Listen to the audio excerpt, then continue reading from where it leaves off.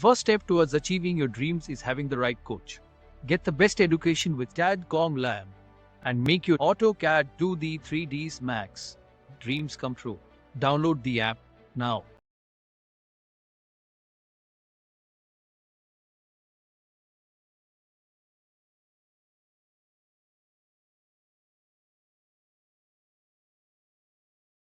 फिर होस्पोस हो जाती है, समझ में नहीं आता। इसीलिए आर्किटेक्चर पार्ट में इसीलिए कॉल आउट्स को यूज़ करा गया है, डिटेल कॉल आउट को यूज़ करा जाता है ताकि आप उनको मार्क करके अलग सेपरेटली शो करा सकें सिस्टमेटिक वे में। कोई बात नहीं। और बाकी लोगों का क्या स्टेटस है?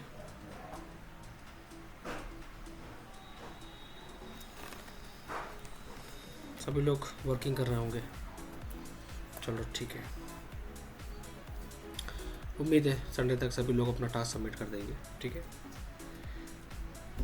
जो इम्प्रूवमेंट है ताकि मैं उसको चेक करके फिर आगे कंटिन्यू करूँगा इसमें।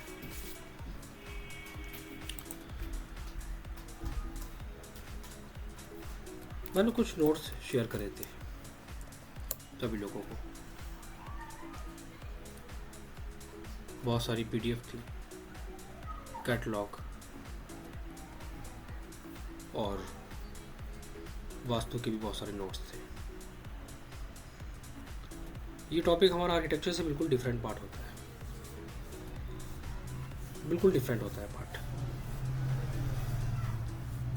इसलिए क्योंकि इस पे अगर हमें वर्क करना होगा तो कुछ पॉइंट पे फोकस करना होगा मुझे। सबसे पहला पॉइंट, अगर आपको इस पे काम करना है तो सबसे पहला पॉइंट ये आता है कि आपको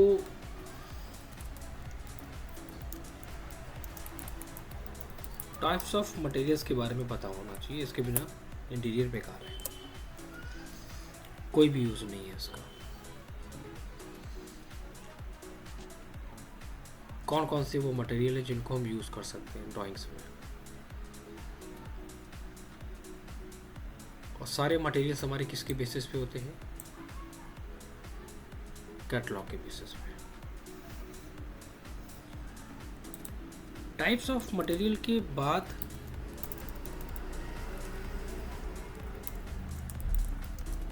टाइप्स ऑफ फर्नीचर्स के बारे में अगर आपको नहीं पता है तो आप ड्राइंग्स में कुछ नहीं दे सकते।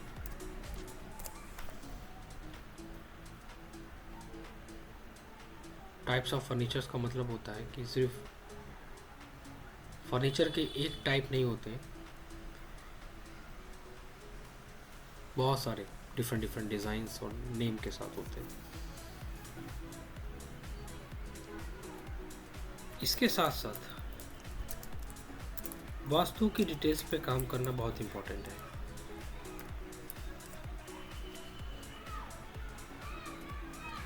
जब तक हमें इसके बारे में नहीं पता होगा हम तब भी डिटेल्स को मेंशन नहीं कर सकते। वास्तु भी हमें आना चाहिए। इसके साथ साथ स्टैंडर्ड्स की भी नॉलेज होनी चाहिए आपको।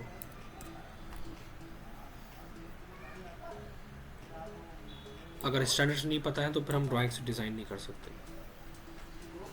किसी भी प्रोजेक्ट पे हम काम नहीं कर सकते।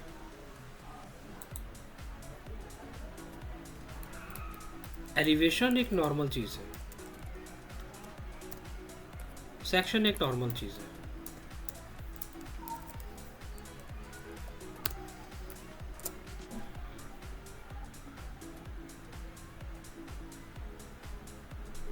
टैगिंग करना जिसे कहते हैं लेजेंड्स ऑफ मटेरियल्स, कैसे मेंशन करना चाहिए। आपको पता होना चाहिए टाइप्स ऑफ इंटीरियर के बारे में।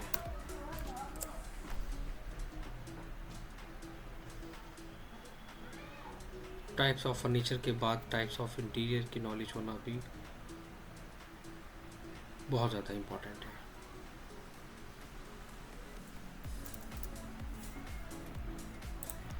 ये एक ऐसा पार्ट है जो आर्किटेक्चर से बिल्कुल डिफरेंट है। आर्किटेक्चर में हम डिटेलिंग करते हैं, प्लानिंग करते हैं, एलिवेशंस डिज़ाइन करते हैं, सेक्शन डिज़ाइन करते हैं, सारी चीज़ें बनाते हैं। हम डिज़ाइनिंग के साथ साथ डेकोरेट भी करते हैं। डिज़ाइनिंग के साथ साथ उसको डेकोरेट करना। एक बात और हम यहाँ पर क्लियर कर देते हैं, ये एक ऐसा पार्ट है कि हम इसको अपनी वर्किंग के बेसिस पे जैसे चाहें वैसे डिज़ाइन कर सकते हैं।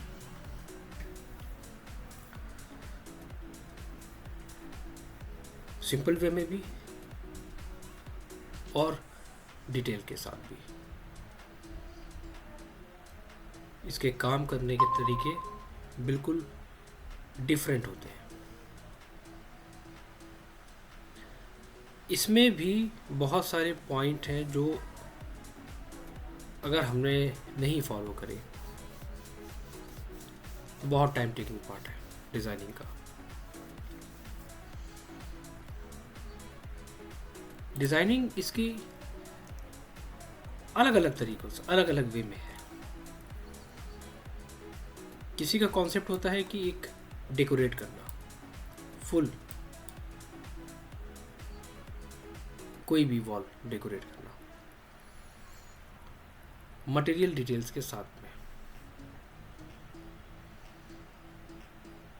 कि मेन मोटो हमारा क्या होता है वहाँ पर कुछ लोगों का कि हम किसी भी रूम को डिज़ाइन कर रहे हैं, उसको डेकोरेट कर रहे हैं कि उसका एक ओवरऑल व्यू कैसा आएगा, क्या मटेरियल यूज़ करा है मैंने उसमें, उन मटेरियल्स की इंफॉर्मेशन देना।